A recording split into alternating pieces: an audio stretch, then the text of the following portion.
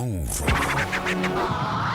Je sais pas si t'as vu l'action contre le gouvernement pour empêcher les contrôles aux faciès. C'est une première. 6 ONG dont Amnesty International et Human Rights Watch, c'est bien ce qu'ils font mais c'est chiant à dire, lancent une action de groupe pour obliger l'État à prendre des mesures pour empêcher les contrôles discriminatoires. D'ailleurs l'État a déjà été condamné pour ces faits en 2016. Cette action veut mettre en place des règles pour le contrôle des papiers et des outils comme un registre qui compilerait les motifs de tous les contrôles d'identité pour permettre aux gens de se défendre et d'avoir un document en cas d'abus des forces de l'ordre. Et si rien n'est fait dans les prochains mois par l'État, eh bien il pourrait saisir la justice. Alors la procédure va être longue, je vous le dis, hein. On n'est pas rendu. Parce que j'ai remarqué, dès qu'on dénonce ce genre de problème, genre le racisme, le sexisme ou l'homophobie dans une institution, et ben là l'État répond que c'est comme les barguets en Arabie Saoudite.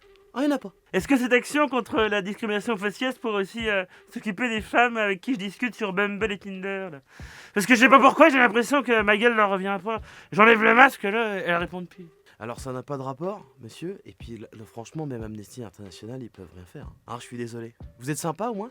Non, je suis assez antipathique. Je suis peu raciste également. Il vous reste internet.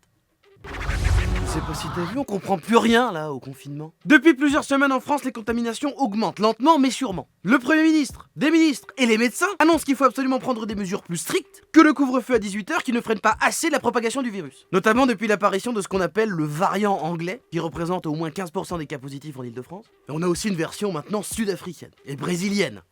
J'aimerais bien qu'ils l'appellent Covidinho. Pourtant, selon Gabriel Attal, le porte-parole du gouvernement, tous les scénarios sont encore sur la table. On sait pas encore ce qu'ils vont prendre comme décision. Ça peut aller d'un confinement total comme en mars dernier, et il y a même une option qui est de ne rien changer. On devrait peut-être en savoir plus ce week-end, là, ou en début de semaine prochaine, ou jamais. Je sais pas. Non, parce que là, il va falloir arrêter de teaser comme un rappeur français qui dit l'album, ça arrive fort, surveillez le ciel. Prenez une décision, parce que déjà, on dit pas des scénarios, on dit des scénarii. Et puis ensuite, qu'est-ce que ça peut nous foutre, les bails de scénarios? On a tous regardé Arsène Lupin. Est-ce qu'on a aimé le scénario? Peut-être pas forcément. Et pourtant, Omar Sy était formidable, on a passé un moment agréable. Alors maintenant, sortez-vous les deux du cul! J'en peux plus. J'en peux plus.